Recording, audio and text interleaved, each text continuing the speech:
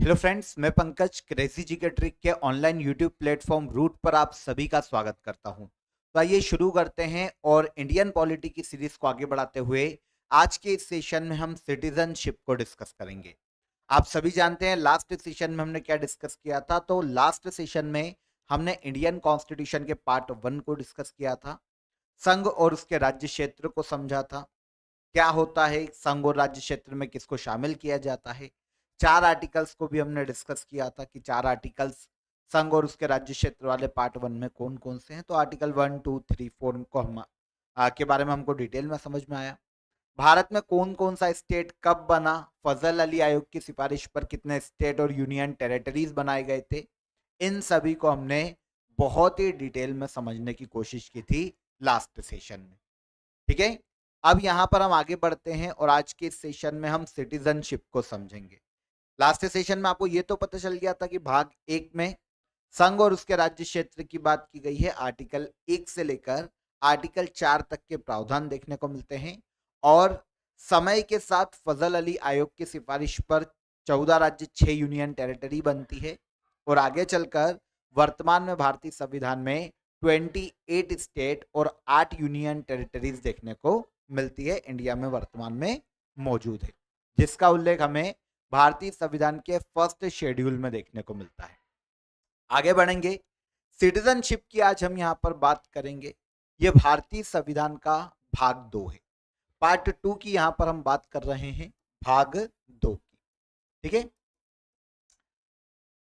भाग 2 में सिटीजनशिप की बात की गई, नागरिकता की बात की गई। तो सबसे पहले हमको यह समझ में आए कि किसी भी देश के लिए सिटीजनशिप की जरूरत क्यों है, नागरिकता की जरूरत किसी भी देश के लिए क्यों है और एक्चुअल में नागरिकता होती क्या है, सिटीजनशिप होती क्या है। तो अगर हम सिटीजनशिप की बात करते हैं तो किसी भी देश के संविधान के अनुसार वहां पर रह रहे नागरिकों को सभी सुविधाएं, मूलभूत सुविधाएं देने के लिए उन्हें सिटीजन घोषित किया जाना जरूरी है। मूल निवासी होना जरूरी है, उस देश का सिटीजन होना जरूरी है। भारतीय संविधान के अनुसार नागरिकता की कुछ पर्टिकुलर परिभाषा दी गई है। हर देश के संविधान में हर देश की सिटीजनशिप अलग अलग तरीके से डिसाइड की जाती है। उसी क्रम में इंडियन सिटीजनशिप की बात इंडियन कॉन्स्टिट्यूशन के पार्ट 2 में की गई है। आर्टिकल 5 से लेकर आर्टिकल 11 तक के प्रावधान, मतलब 5, 6, 7, 8, 9, 10 और 11, ये जो आर्टिकल है ये सिटीजनशिप में इंक्लूड किए जाते हैं भाग 2। कोई भी व्यक्ति जो कि भारत में निवास कर रहा है उसको अलग अलग तरीके से सिटीजनशिप दिए जाने के प्रावधान किए जा सकते हैं। अगर कोई किसी देश का सिटीजन है तो उस देश का वो कुछ उसको पावर दिए गए हैं उस देश के द्वारा, कुछ उसकी रिस्पॉन्सिबिलिटीज होती है। मौलिक अधिकार भी उस देश के नागरिकों को ज्यादा होते हैं जिस देश का वो सिटीजन है। फॉर एग्जाम्पल, अगर कोई भारत से बाहर से घूमने आता है और वो इंडिया का सिटीजन नहीं है और एक हम या आप जो इंडिया के सिटीजन हैं, तो बहुत सारे फंडामेंटल राइट्स ऐसे हो जाते हैं जो कि सिटीजन को ज्यादा दिए जाते हैं और नॉन सिटीजन को कम दिए जाते हैं। भले ही वो भारत में रह रहा हो, 6 महीने से वो इंडिया में हो, लेकिन फिर भी उसे सारे वो राइट्स प्राप्त नहीं होते जो कि एक सिटीजन को दिए जाते। मौलिक अधिकारों का भी ऐसा ही है, फंडामेंटल राइट्स का भी ऐसा है। काफी सारे फंडामेंटल राइट्स ऐसे होते हैं जो केवल सिटीजन को ही दिए जाते हैं। फॉर एग्जाम्पल, इंडिया की हम बात करते हैं तो इंडिया में चुनाव लड़ने का जो अधिकार है, लोकसभा का, राज्यसभा का, विधानसभा का, वो केवल एक सिटीजन को ही प्राप्त है। कोई फ्रांस से यहाँ पर आता है घूमने और यहाँ पर वो रेंडमली चुनाव नहीं लड़ लेगा, चुनाव का फॉर्म नहीं भर सकता। तो ये नागरिकों को अधिकार दिए जाते हैं। तो सेम इंडियंस के लिए भी दूसरे देशों में ऐसे प्रावधान हो सकते हैं और ऑब्वियसली होंगे। तो ये कुछ फायदे होते हैं जो कि उस देश के सिटीजन को स्पेशली दिए जाते हैं। चुनाव नहीं लड़ सकता, भारत के जो बड़े बड़े पद हैं, संवैधानिक पद है, राष्ट्रपति, प्रधानमंत्री, है ना, उपराष्ट्रपति, सेंट्रल कैबिनेट मंत्री परिषद के जो मेंबर हैं, मंत्री हैं, उस पद पर कोई इंडियन सिटीजन ही जा सकता है, अदर किसी देश का सिटीजन नहीं आ सकता, चाहे वो इंडिया में ही क्यों नहीं रह रहा हो। फिर भी जब तक वो इंडियन सिटीजनशिप नहीं ले लेता, यहां पर ये चीज समझिएगा, जन्म से इंडियन सिटीजन हो, इसका प्रावधान इंडियन कॉन्स्टिट्यूशन में नहीं किया गया कि किसी भी व्यक्ति को हम तब इसका एबल समझेंगे कि भैया वो चुनाव लड़ सकता है कि नहीं, प्रेसिडेंट बन सकता है कि नहीं, कि उसका जन्म इंडिया में हुआ। नहीं, ऐसा भी कॉन्स्टिट्यूशन में कोई प्रावधान नहीं है। लेकिन एटलीस्ट इतना कॉन्स्टिट्यूशन तो बोलता है कि भैया जब वो चुनाव लड़ रहा है तो वो इंडियन सिटीजन होना चाहिए, भारतीय नागरिक होना चाहिए। भले ही वो बात फ्रांस में जन्मा है, फ्रांस का नागरिक था, लेकिन इंडिया में रह रहा है 15-20 साल से, उसने सिटीजनशिप ले ली, अब वो इजीली इलेक्शन लड़ सकता है इंडिया में। फिर वो राष्ट्रपति, उपराष्ट्रपति, प्रधानमंत्री, वो कुछ भी बन सकता है, ये फिर पावर मिल जाएगा अगर वो सिटीजन हो जाता है। तो सिटीजन होने के काफी सारे फायदे हैं किसी भी देश के। भारतीय संविधान में स्पेशली भाग 2 में पूरी सिटीजनशिप को समझाया गया है, बताया गया है कि कोई भी व्यक्ति किस कंडीशन में भारत की नागरिकता ले सकता है, किस कंडीशन में किसी व्यक्ति की नागरिकता छीनी जा सकती है, नागरिकता पर लॉ बनाने का अधिकार किसको है, तो नागरिकता पर नियम बनाने का, कानून बनाने का अधिकार इंडियन पार्लियामेंट को दिया गया। तो नागरिकता पर लॉ कौन बनाएगा, कानून कौन बनाएगा, ये भी हमको पता चलता है। तो भाग 2 प्रावधान करता है, भाग 2 में दिया गया है कि किसी भी व्यक्ति को सिटीजनशिप कैसे दी जाएगी।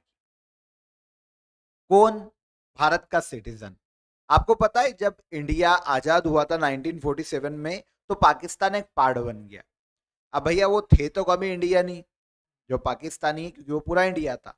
अब पाकिस्तान डिवाइड हुआ तो भैया वो जो पाकिस्तान में चले गए उनकी सिटीजनशिप का क्या, जो इंडिया में है उनकी सिटीजनशिप का क्या?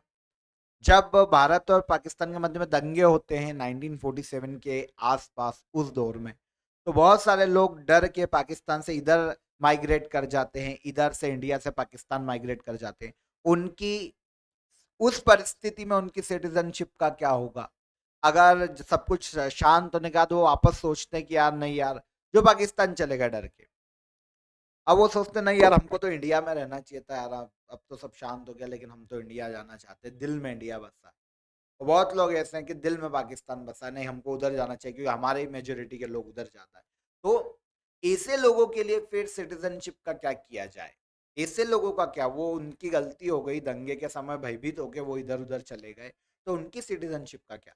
ये सारे प्रावधान संविधान लागू होते समय भाग 2 में किए गए हैं और 4 वर्ग सिटीजनशिप के बताए गए हैं भारत में, संविधान में। आर्टिकल 5 से लेकर 11 तक के प्रावधान पूरे सिटीजनशिप से संबंधित है। तो हम एक एक आर्टिकल को समझेंगे कि सिटीजनशिप के क्या प्रावधान किस आर्टिकल में किए गए। तो देखो शॉर्ट में बताता हूं, सबसे पहला आता है आर्टिकल 5। आर्टिकल 5 कहता है कि भैया संविधान लागू होने के समय किसे भारत का नागरिक समझा जाएगा। पहला आर्टिकल 5 में ये प्रावधान कि जब कॉन्स्टिट्यूशन लागू हुआ 1950 में, तो कौन इंडियन सिटीजन है, उस संविधान के अनुसार जो हमने लागू किया है, कौन इंडियन सिटीजन है जो अंदर रह रहे हैं देश में, किस परिस्थिति में किसको इंडियन सिटीजन माना जा रहा है, ये सब आर्टिकल 5 में मेंशन किया गया है क्लियर। फिर आता है आर्टिकल 6। आर्टिकल 6 कहता है भैया जो पाकिस्तान से भाग के भारत आ गए थे, जब दंगे हुए थे तो पाकिस्तान का क्षेत्र उस वक्त तो इंडिया का ही था, लेकिन भाई डिवाइड होने वाला था तो पाकिस्तान के लोग इधर आ गए।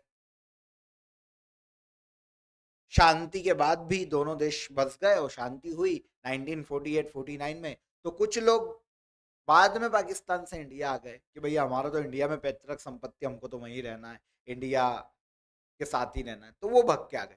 अब उनके लिए सिटीजनशिप का क्या प्रावधान, ये आर्टिकल 6 मेंशन करता है। अब भारत से जो पाकिस्तान चले गए थे, लेकिन देखो भारत से जो पाकिस्तान चले गए उनकी सिटीजनशिप तो हो जाती है यहाँ पर खत्म, ठीक है, उन्हें भारत का नागरिक माना जाएगा क्या? नहीं, वो वहां बस गए। लेकिन कुछ ऐसे भी लोग थे जो चले तो पाकिस्तान गए थे, लेकिन जब शांति हुई तो उनको वापस इंडिया आना था, तो वापस इंडिया आए। सही है, समझ रहे हो? आर्टिकल 3, आर्टिकल 6 और 7 क्या डिफरेंस करता है? आर्टिकल 6 कहता है कि भैया डिवाइडेशन के समय ऐसे लोग जो कि पाकिस्तान से इंडिया आ गए थे, आर्टिकल 6, ऐसे लोग जो इंडिया से पाकिस्तान गए और वापस पलट के इंडिया आए, आर्टिकल 7।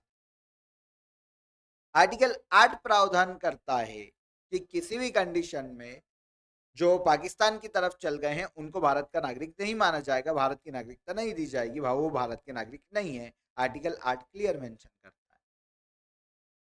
आर्टिकल 9 बोलता है कि भाई कोई विदेशी, आर्टिकल 9 ये प्रावधान करता है कि कोई अगर भारत की सिटीजनशिप को छोड़ देता है, भारत की नागरिकता को छोड़ देता है, तो उस केस में उसकी सिटीजनशिप का क्या?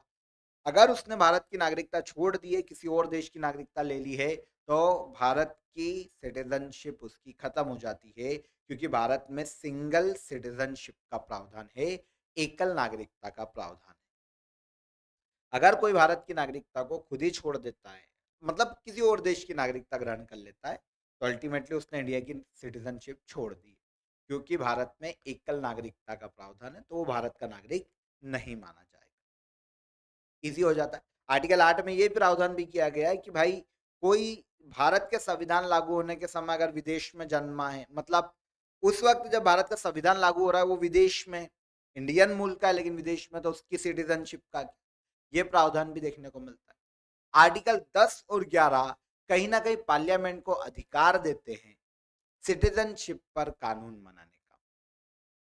तो इस तरह से आर्टिकल 5 से लेकर 11 तक के आर्टिकल अलग अलग कंडीशन में सिटीजनशिप को डिफाइन करते हैं, किसके लिए कैसे सिटीजनशिप है ये बताते हैं। डिटेल देखेंगे हम एक एक करके। पहली बात आती है नागरिक या सिटीजन कौन। अभी मैंने आपको बताया राज्य में निवास करने वाला वह व्यक्ति जिसे राज्य की पूर्ण सदस्यता प्राप्त है। यहाँ पर राज्य का मतलब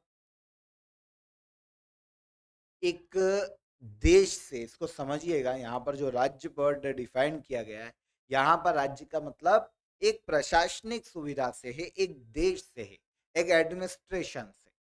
तो वो राज्य की पूर्ण सदस्यता प्राप्त करता है किसी देश का। राज्य का मतलब देश है ना, मैं देश बोलूं तो समझ लेना वो सही है। तो राज्य का निवास करने वाला मतलब भारत को एक राज्य मानो आप, क्योंकि राज्य का मतलब यहाँ पर यूनियन ऑफ स्टेट से, देश से।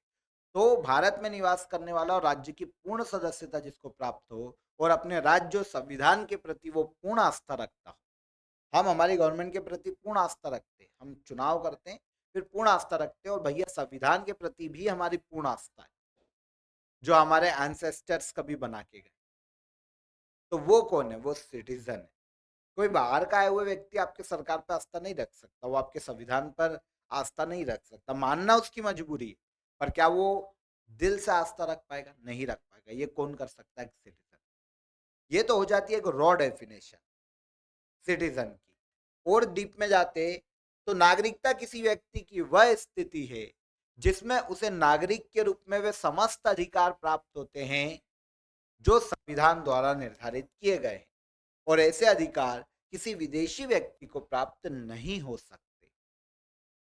अभी मैंने आपको बताया ना, भारत का कोई व्यक्ति राष्ट्रपति, उपराष्ट्रपति, प्रधानमंत्री, अलग अलग उच्च पदों पर भी आसीन हो सकता है, लेकिन कोई विदेशी को यह अधिकार प्राप्त नहीं होता।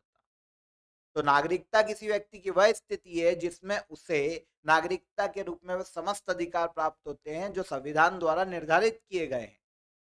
ये अधिकार किसी विदेशी व्यक्ति को नहीं दिए जाते। यही सिटीजनशिप का फायदा है सबसे बड़ा। ठीक है। प्रावधान क्या है? भारतीय संविधान के भाग 2 में नागरिकता शीर्षक के अंतर्गत या सिटीजनशिप के अंतर्गत आर्टिकल 5 से लेकर 11 तक के प्रावधान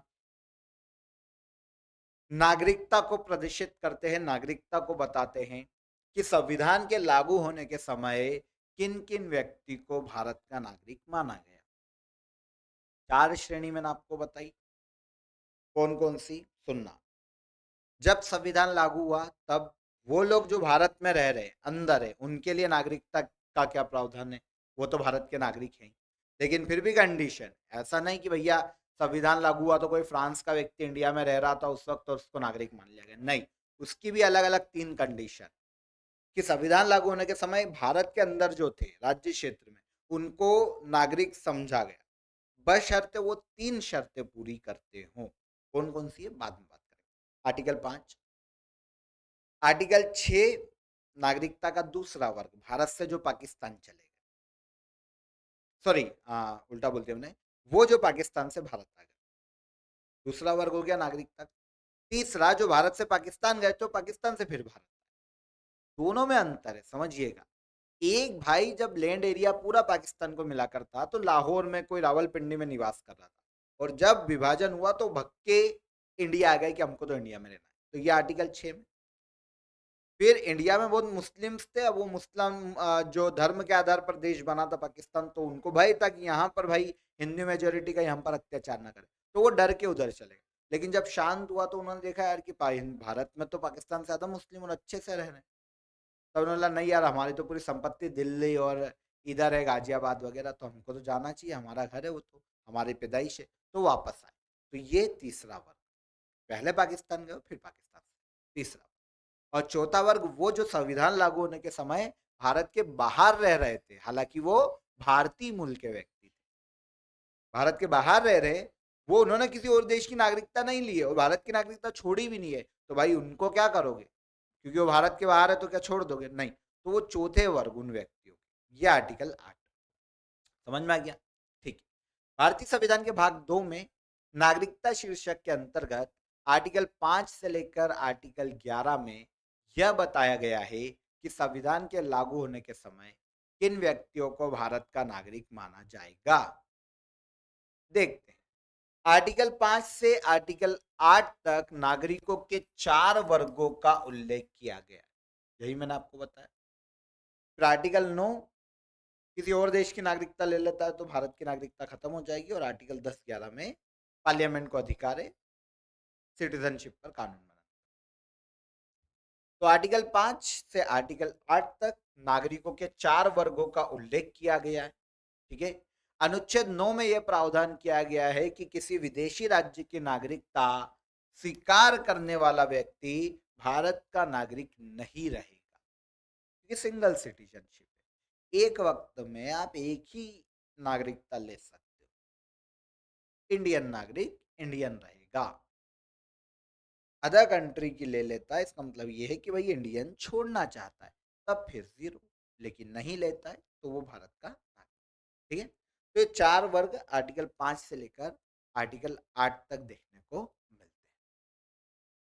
आगे आई अनुच्छेद 10 और 11 में संसद को नागरिकता से संबंधित विधि बनाने की शक्ति प्रदान की गई। ठीक है। अब देखिए, राष्ट्रपति, उपराष्ट्रपति, राज्यपाल, उच्चतम न्यायालय, उच्च न्यायालय के जो न्यायाधीश है, भारत में जो महान न्यायवादी है, जो महाधिवक्ता है, ऐसे बड़े बड़े संवैधानिक पदों पर केवल भारतीय नागरिक ही आ सकता है, ये मैं आपको बता चुका हूं। सही है। इसके अलावा संसद और राज्य विधानमंडलों के सदस्य बनने का अधिकार भी एक इंडियन को ही दिया जा सकता है, अन्य किसी को नहीं दिया जा सकता। संसद और राज्य विधानमंडलों के सदस्य बनने का अधिकार भी केवल इंडियन सिटीजन को ही प्राप्त है। आगे आते हैं, संवैधानिक प्रावधान क्या कहते हैं। पूरा आर्टिकल तो क्योंकि बहुत डिटेल में हमको पढ़ना पड़ेगा, तो पूरा आर्टिकल तो हम डिस्कस नहीं करेंगे आज के सेशन में।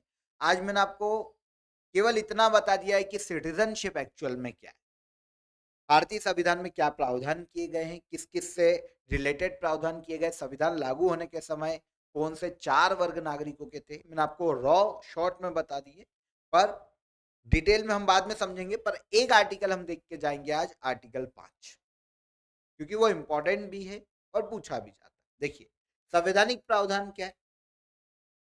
आर्टिकल 5 से आर्टिकल 8 तक प्रत्येक अनुच्छेदों में नागरिकों के विशेष वर्ग निर्धारित किए गए। अब इसमें सबसे पहला है आर्टिकल 5, अधिवास द्वारा नागरिकता, सिटीजनशिप बाय डोमिसाइल। यह आर्टिकल 5 कहता है। आर्टिकल 5 कहता है कि संविधान लागू होने के समय, जब संविधान लागू किया गया, तो किसे भारत का नागरिक माना गया। देखो इस आर्टिकल का वर्तमान परिप्रेक्ष्य में अब कोई अर्थ नहीं निकलता, समझना इस चीज को। वर्तमान में तो कुछ ऐसा है नहीं, उस समय के नागरिक भी लगभग, है ना, मतलब एक्सपायर हो चुके हैं, जा चुके हैं इस पृथ्वी से। तो अभी के वक्त में इसका अर्थ नहीं निकलता, लेकिन जब संविधान लागू किया गया तब तो इसका अर्थ था। अब तो आपको डिसाइड करना पड़ेगा ना भाई, इंडियन कौन, संविधान जो लागू कर रहे हो वो उसको मानेगा कौन, किस पे लागू होगा, सिटीजन पे लागू होगा, सिटीजन कौन। तो आर्टिकल 5 में बताया गया, आर्टिकल 5 कहता है कि संविधान लागू होने के समय भारत के अंदर राज्य क्षेत्र में जितने भी लोग उस वक्त निवास कर रहे थे, डोमिसाइल, मूल निवास, जितने भी लोग निवास कर रहे थे उन्हें भारत का नागरिक माना गया। क्या माना गया? नागरिक।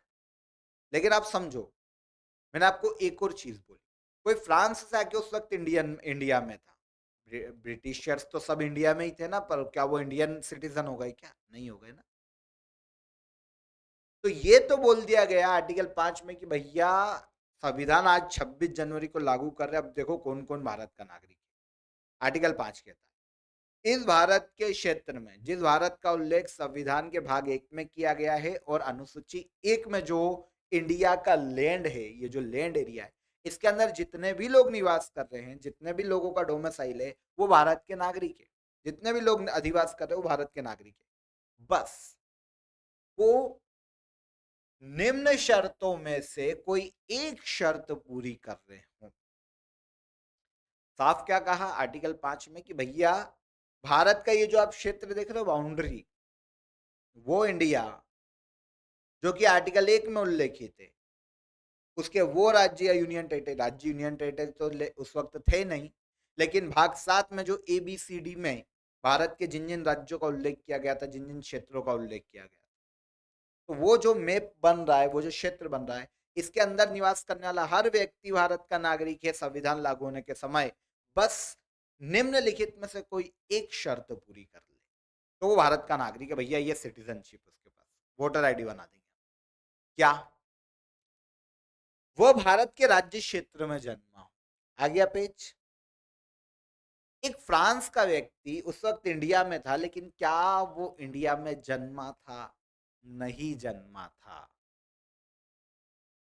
नहीं जन्मा था ना। ब्रिटिशियर्स उस वक्त भले ही 1950 के समय भी कुछ इंडिया में थे, लेकिन क्या वो इंडिया में जन्मे थे? नहीं जन्मे थे। तो वो तो हो गए आउट सिटीजनशिप से। अब सिटीजनशिप में कौन बचे? आपके, मेरे माता पिता के दादा दादा दादा जो भी हैं, है ना, परदादा वगैरह, तो या परनानी उधर का परिवार, तो वो बचे। साहब कह दिया कि संविधान लागू होने के समय वो हर व्यक्ति भारत का नागरिक है जो भारत में संविधान लागू होने के समय निवास कर रहा है, उसका अधिवास है। बस एक शर्त पूरी कर दे निम्नलिखित में से कोई एक शर्त, ऐसा नहीं कि सब, कोई एक शर्त। पहली, वो भारत के राज्य क्षेत्र में जन्मा हो, ठीक है, उसका बर्थ हुआ हो, वो बॉर्न हुआ हो भारत के राज्य क्षेत्र में, तो संविधान लागू होने के समय भाई वो इंडिया। अब मेरे आपके माता पिता सीधी सी बात है इंडिया में जन्म लिया है, तो वो कौन होगा? इंडियन। अब आपके दिमाग में एक और आएगा कि सर ये जो पाकिस्तान का क्षेत्र था, हमारे माता पिता, तो उसमें माता पिता के जो एंसेस्टर, कुछ स्टूडेंट हो सकते हैं, सब नहीं हो सकते। सर हमारे जो जैसे कपूर फैमिली है ना, रणवीर कपूर की जो फैमिली, उनके जन्म भी काफी सारे के वर्तमान पाकिस्तान के क्षेत्रों में हुए, लाहौर रावलपिंडी के आसपास, तो क्या वो इंडियन है? भाई उनके लिए प्रावधान किया है ना। अभी तो हम आर्टिकल 5 की, अभी जो हमारे पास राज्य क्षेत्र हम उसकी बात कर रहे हैं। अभी पाकिस्तान अलग हुआ, पूर्वी पाकिस्तान, बांग्लादेश वर्तमान में अलग हुआ, म्यांमार अलग हो गया, अभी हम इसकी बात ही नहीं कर। उसकी बात हम करेंगे आर्टिकल 6, आर्टिकल 7 में। वहां सुनना कि भाई हमारे जो इधर पैदा हुए उनका क्या, है ना, उनकी बात। अभी तो इंडिया के इस क्षेत्र में निवास करने वाला हर व्यक्ति इंडिया का नागरिक है जिसका जन्म भारत में हुआ हो। सेकेंड, फर्स्ट, अगर ये शर्त पूरी नहीं कर, अब एक फ्रांस वाले का तो जन्म इंडिया में नहीं हुआ था ना, तो घूमने आया था और संविधान लागू हो गया उस दिन जिस दिन वो इंडिया में, तो वो इंडियन सिटीजन नहीं हो गया क्योंकि उसका जन्म तो इंडिया में हुआ ही नहीं था। अब ये मत बोलना सर कि अगर उसकी वाइफ भी साथ में आई हुई हो और अगर वो किसी बच्चे को जन्म देने वाली हो और वो इंडिया घूमना है और बच्चे का जन्म इंडिया में हुआ, तो क्या वो भारत का नागरिक हो गया उसका बच्चा, या उस फ्रांसीसी का बच्चा? तो एक ये तो एक बात हुई ना कि उसका जन्म भारत में हुआ, है ना? दूसरी चीज भी सुनो। सेकेंड, अगर वो शर्त पूरी नहीं कर रहा तो उसके माता पिता में से कोई एक भारत के राज्य क्षेत्र में जन्मा हो, अगर वो फ्रांसीसी चाहते हैं कि उनके बच्चे को इंडियन नागरिकता मिल जाए तो मिल जाएगी, नो डाउट।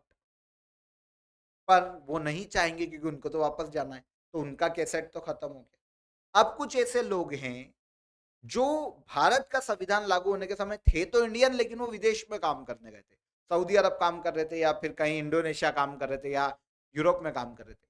अब भैया वो इंडियन तो थे, उनके बच्चा यूरोप में पैदा हो गया, जहां वो काम कर रहे हैं वहीं पति पत्नी बच्चा, बच्चा वहां पैदा हो गया।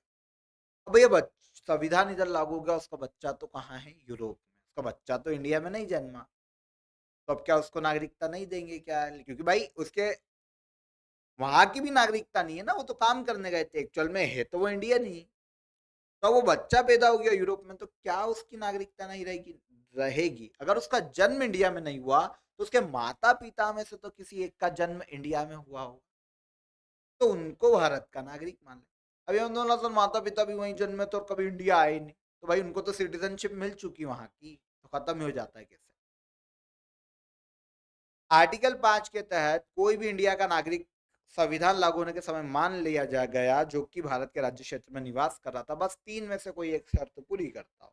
या तो उसका जन्म भारत में हुआ हो, अगर ऐसा नहीं था तो उसके माता पिता में से किसी एक का जन्म भारत में हो, ये भी नहीं है तो संविधान लागू होने से पहले कम से कम 5 साल तक वो साधारण तौर पर भारत में रहा।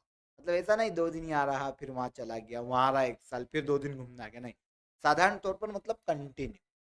संविधान लागू होने से 5 साल पहले से अगर वो 1945 से 1950 तक, जब संविधान लागू हुआ 26, अगर वो तब तक इंडिया में निवास कर रहा था ना, तो उसको इंडियन सिटीजनशिप दे दी गई आर्टिकल 5 के तहत। क्लियर? इजीली समझ में आ गया होगा कि मैं क्या कहना चाह रहा हूँ। थोड़ा सा पेचीदा मामला है, समझ रहा हूँ, थोड़ा सा समझने के लिए दिमाग खपाना पड़ेगा इसको, इसलिए आज मैंने केवल आपको एक ही आर्टिकल समझाया, क्योंकि दूसरे समझाऊंगा तो आप खत्म ही हो जाए, समझ ही नहीं आए। तो आज मैंने केवल आपको इतना बताया कि सिटीजनशिप क्या, सेकेंड आर्टिकल 5 से लेकर 11 पार्ट 2 में सिटीजनशिप है, और आर्टिकल 5 क्या कहता है, किसको संविधान लागू करने के समय सिटीजन माना गया, यही आज के सेशन में हमने पढ़ा। आई होप आपको इजीली समझ में आ गया होगा कि आर्टिकल 5 क्या कहता है। नेक्स्ट सेशन में हम जब मिलेंगे तो आर्टिकल 6, 7, 8, 9, 10, 11 इनको डिस्कस करेंगे। थोड़ा पेचीदा था तो आज के सेशन में हमने केवल इसे पढ़ा। जो हमने पार्ट 1 पढ़ा था संघ उसका राज्य क्षेत्र, उसके क्वेश्चन आंसर डिस्कस नहीं किए, तो हम जब इसको भी पूरा कवर कर लेंगे तो उसके साथ हम सारे क्वेश्चन आंसर एक साथ डिस्कस करेंगे डिटेल। ओके, तो आज का ये सेशन हमारा यहीं पर हम स्टॉप करते हैं। आई होप आपको जितना आज के सेशन में समझा है वो आपको समझ में आया होगा। वीडियो अगर आपको पसंद आया तो वीडियो को लाइक शेयर कर दीजिए, चैनल को सब्सक्राइब कर लीजिए, और आपको लगातार वीडियो मिल रहे हैं तो आगे का जो आर्टिकल्स हैं वो हम नेक्स्ट सेशन में डिस्कस करेंगे, और फिर एमसीक्यूज डिस्कस करेंगे पार्ट 1 और पार्ट 2। ओके, तब तक अपना ख्याल रखिए। जय हिंद, जय भारत।